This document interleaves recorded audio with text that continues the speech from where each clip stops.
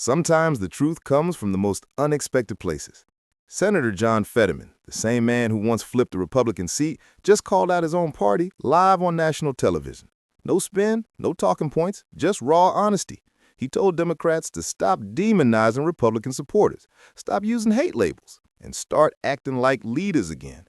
Within hours, the headlines turned on him. His own colleagues began plotting against him. But that's not all. On that very same day, a Democrat judge in Chicago issued a ruling that stunned the nation, banning ICE agents from making arrests inside courthouses. 2 moments, 1 message. The cracks inside the Democratic Party aren't hidden anymore. They're splitting wide open. Let's break down what really happened and what it means for America's future. Currently, we're living through something fascinating.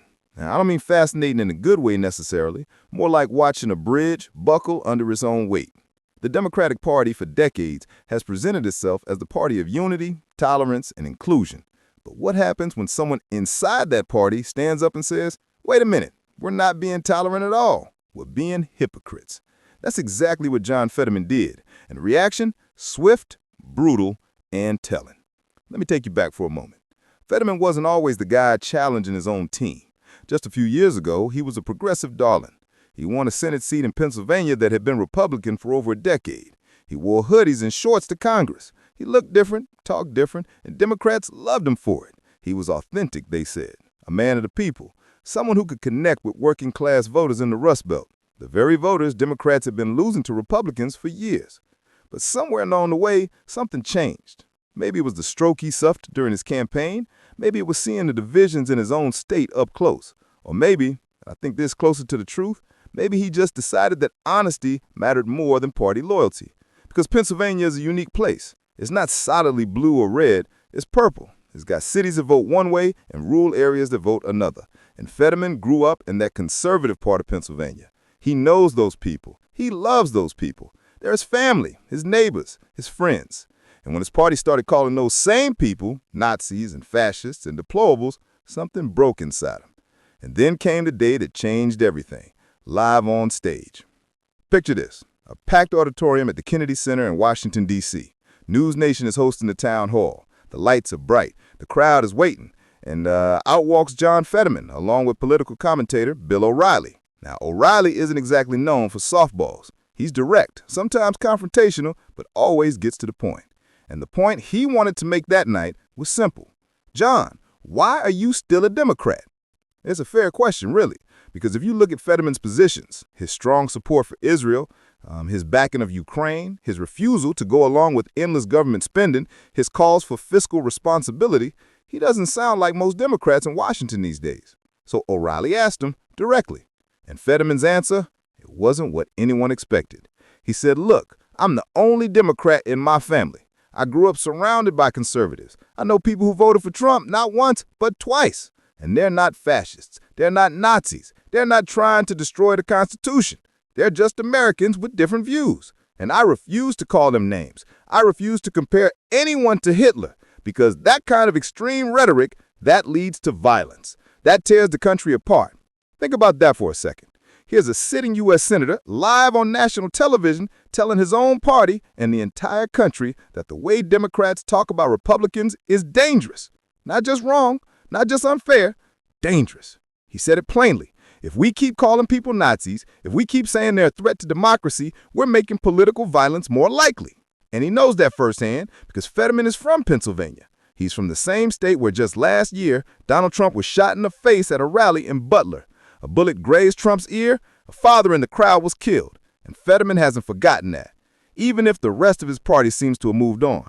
He stood there on that stage and said, we need to lower the temperature. We need to disagree without calling each other enemies. We need to remember we're all Americans. And you know what? The audience applauded. They clapped because what he said made sense. It was common sense, the kind of wisdom your grandparents would have called basic decency. But in Washington, common sense gets you in trouble.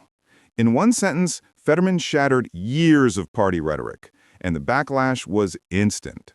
Within hours, the news cycle turned on him. Progressive commentators on social media called him a traitor. Some said he was kissing Trump's ring. Others accused him of abandoning the values he was elected to uphold. Democratic operatives in Pennsylvania started whispering about primary challenges in future elections. They weren't even subtle about it. Reports came out saying party insiders were already looking for someone to run against him when his term ends. Because apparently in the modern Democratic Party, telling people not to call their neighbors Nazis is a fireable offense. The irony here is almost poetic. The party that prides itself on tolerance and inclusion can't tolerate one of their own senators speaking his mind. The party that claims to defend free speech is now trying to silence a man for exercising it.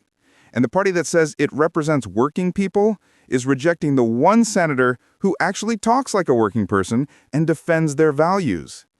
You'd think telling people not to call half the country Nazis would be common sense, not career suicide. But here we are. And Fetterman, he didn't back down. In fact, he doubled down. Because the town hall wasn't the only place he broke ranks. Just days before that event, Fetterman publicly blamed Chuck Schumer and Senate Democrats for the ongoing government shutdown.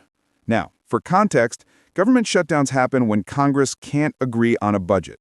They're messy, they're disruptive, and both sides usually point fingers at each other. But what's rare, extremely rare, is for a member of one party to openly say, yeah, this is our fault. My party is the problem here. That's what Fetterman did. He said Democrats were playing games, refusing to negotiate, and putting politics over people. He called it out by name. And that's not something you do in Washington unless you're willing to pay the price. And when you combine that with what happened in Chicago courtrooms the same week, you start to see a pattern. Because while Fetterman was telling his party to stop being so divisive and hypocritical, a Democratic judge in Cook County, Illinois, was doing the exact opposite, issuing a ruling so extreme it made headlines across the country. Here's what happened. Judge Timothy Evans, the chief judge of the Cook County Circuit Court, signed an order banning Immigration and Customs Enforcement agents from making arrests inside courthouses. The reasoning? He said people were afraid to come to court because they might get detained by immigration authorities. He argued that this fear was disrupting the justice system, making witnesses and defendants skip their court dates and creating what he called an unsafe environment. Now, on the surface, that might sound reasonable. Nobody wants people too scared to show up for court, right?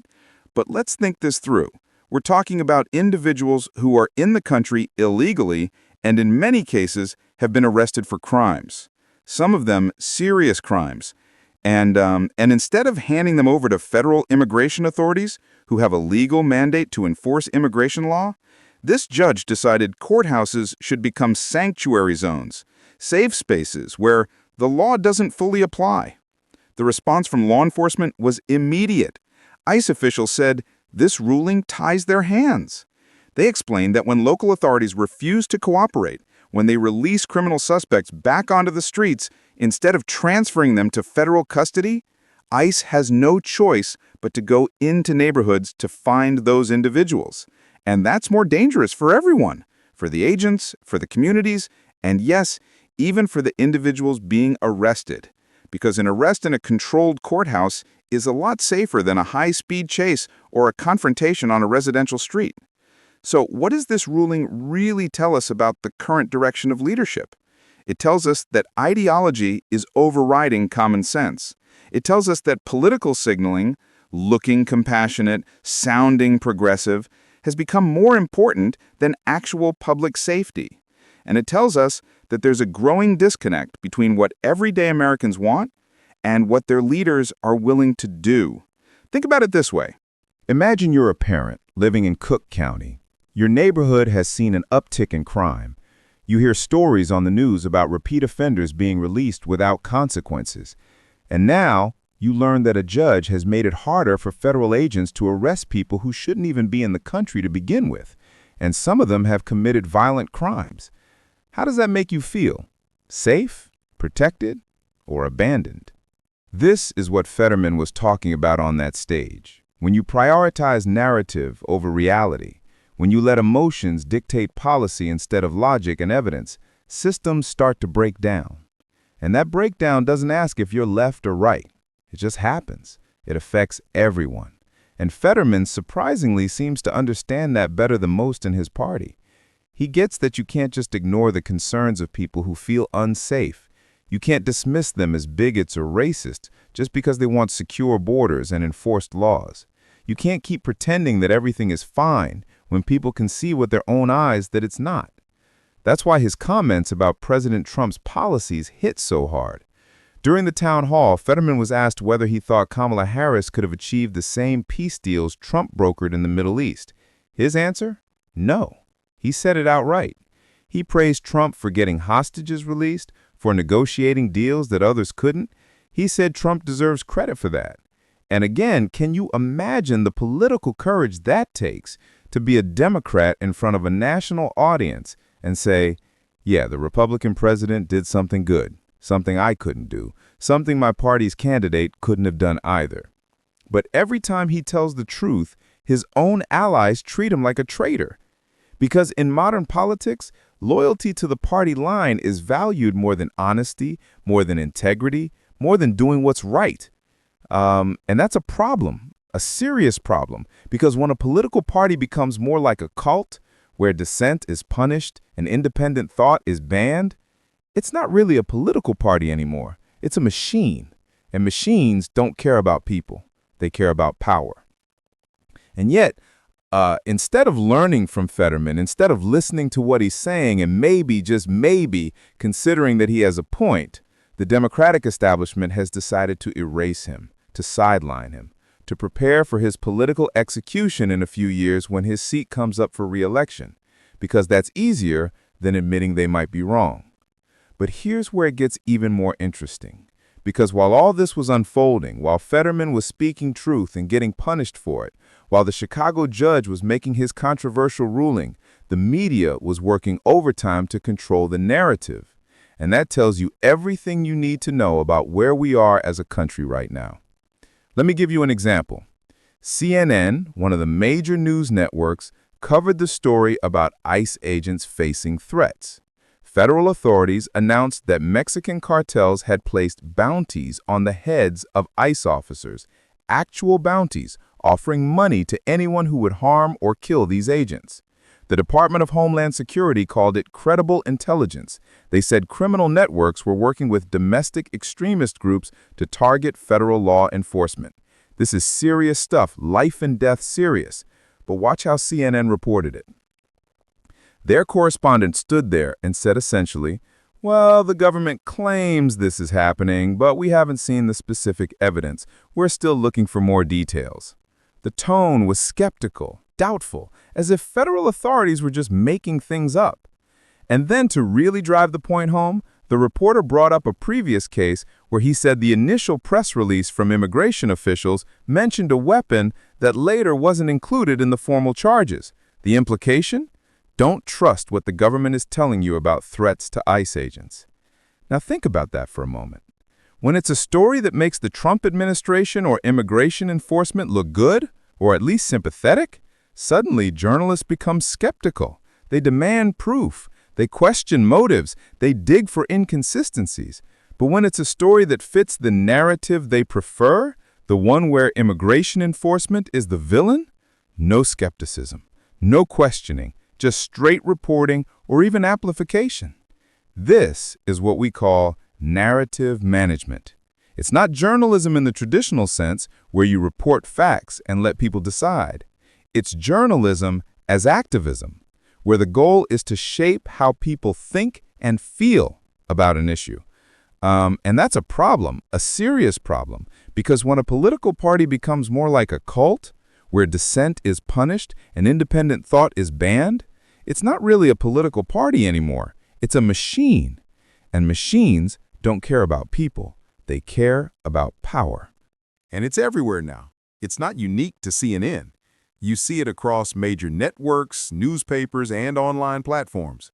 The story gets filtered through a political lens before it reaches you. And if it doesn't fit the lens, it gets downplayed, questioned, or ignored entirely. That's why Fetterman's words resonated so powerfully, because he wasn't filtering. He wasn't spinning. He was just saying what he believed in plain language without worrying about whether it would sound good on MSNBC or get him trending on social media. And people responded to that. Not just Republicans, though. They certainly appreciated it, but independents, moderates, and even some Democrats who are tired of being told what they're supposed to think. Because here's the truth. Most Americans don't live in the extremes. They don't spend their days obsessing over politics or picking teams like it's a sports league. They just want things to work. They want safe neighborhoods. They want a government that functions. They want leaders who tell the truth and treat them with respect, even when they disagree. And when someone like Fetterman comes along and actually does that, it stands out. It feels refreshing, and it makes you wonder why more people don't do it. The answer, of course, is fear. Fear of losing power, fear of being ostracized, fear of the mob, whether that mob is on Twitter, in the media, or inside your own party. But when the media filters reality, people turn elsewhere for answers. And that's why Fetterman's words resonated far beyond his own state. He tapped into something deeper, a hunger for authenticity, for honesty, for leaders who act like human beings instead of programmed robots. So what does Fetterman represent now? He's become a symbol. Not intentionally maybe, but a symbol nonetheless. He represents a growing number of people who are disillusioned with where their party has gone. Democrats who remember when their party stood for the working class, for free speech, for questioning authority. People who feel like the party left them, not the other way around. And there are millions of them out there. Voters who don't fit neatly into the new progressive mold, but who aren't ready to become Republicans either. They're politically homeless, and Fetterman is speaking directly to them. But he also represents something bigger. He represents what happens when a political movement becomes so rigid, so ideologically pure, that it can't tolerate dissent. History teaches us this lesson over and over again. Parties that punish honesty don't last. Movements that demand conformity eventually collapse under their own weight. Because innovation, whether in technology, business, or politics, requires friction. It requires debate. It requires people who are willing to say, wait, I think we're getting this wrong. In any system, censorship and conformity kill progress. If everyone just nods along and repeats the same talking points, nothing improves, nothing evolves. You end up with stagnation, and eventually the whole thing breaks down. That's true in science, in engineering, in business, and it's especially true in politics. When you create an environment where telling the truth gets you punished, you're not building a strong organization. You're building a house of cards. And right now, the Democratic Party looks like a house of cards. You've got Fetterman on one side telling uncomfortable truths. You've got a judge in Chicago making rulings that even some Democrats privately think go too far. You've got polls showing the party's approval rating sinking, especially among the working class voters they used to count on. You've got younger progressives demanding one thing and older moderates demanding another. And in the middle of it all, you've got leadership that seems frozen, unable, or unwilling to make the hard choices necessary to pull things together. And yet, instead of learning from him, instead of taking Fetterman's honesty as a warning sign, the establishment decided to erase him. Party operatives are already laying the groundwork for a primary challenge when his seat comes up for re-election. They're looking for someone who will stay on message, someone who won't cause trouble, someone who will vote the way they're told and say the things they're supposed to say because that's what the machine wants, obedience. But here's the problem with that strategy. Voters are paying attention, and they don't like what they see. According to recent polling, Fetterman's approval rating among Pennsylvania Democrats has dropped significantly from around 80% down to the low 30s. That sounds bad, right? But here's the twist.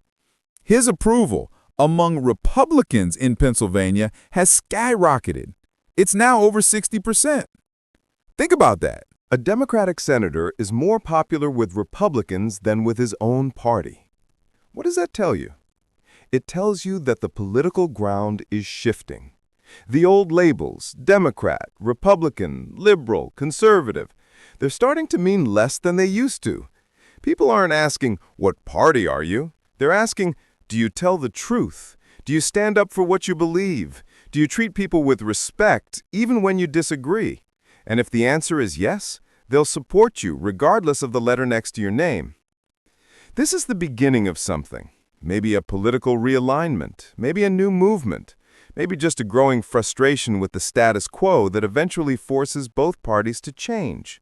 But whatever it is, it's real and it's not going away. Because at the same time Fetterman was speaking truth, the system he's part of was busy proving his point. The Chicago courthouse ruling is a perfect example. It's the kind of decision that sounds compassionate on the surface. We're protecting vulnerable people from being afraid, but in practice creates real problems. It makes communities less safe, it makes law enforcement's job harder, and it sends a message that laws are optional, that they only apply when it's convenient, when it fits the right narrative. And here's the thing. Most Americans don't want that. They don't want lawlessness, they don't want chaos, they want order, fairness, and accountability. They want a system that works for everyone, not just the people who shout the loudest or have the right political connections. And when they see leaders making decisions that undermine that system, whether it's a judge banning ICE arrests or politicians refusing to negotiate in good faith during a government shutdown, they lose faith, not just in those specific leaders, but in the entire process. So what comes next? That's the question on everyone's mind. We're still a few years away from the next major election cycle, but the groundwork is being laid right now. And if the internal fractures we're seeing in the Democratic Party continue to widen, we could be looking at a political landscape that's very different from anything we've seen in recent decades. You've got centrist Democrats who feel abandoned by their party's move to the left. You've got independents who are tired of the extremes on both sides. You've got working-class voters, many of them union members, people who used to be the backbone of the Democratic coalition, who now feel more at home with Republicans because at least Republicans acknowledge their concerns about job safety and border security. And you've got people like Fetterman who don't fit neatly into any category, who are carving out their own path and attracting support from unexpected places. Some political analysts are already talking about 2028 as a potential turning point. If the Democrats continue down their current path, doubling down on ideological purity, punishing dissenters, prioritizing identity politics over kitchen table issues, they risk losing not just swing states like Pennsylvania, but even traditionally blue states where voters are getting fed up. And if that happens, you could see the rise of new coalitions, new movements, new parties even. Or at the very least, a redefinition of what it means to be a Democrat or a Republican. Is this the beginning of a new political realignment, where honesty finally outweighs party loyalty? Maybe. It's too early to say for sure, but the signs are there. The cracks are visible. And people like Fetterman are showing that there's an appetite for something different, for something real. Let me bring this home with a bigger truth. We are watching two parallel collapses playing out in real time. One is political, the collapse of a party that has lost touch with the people it claims to represent.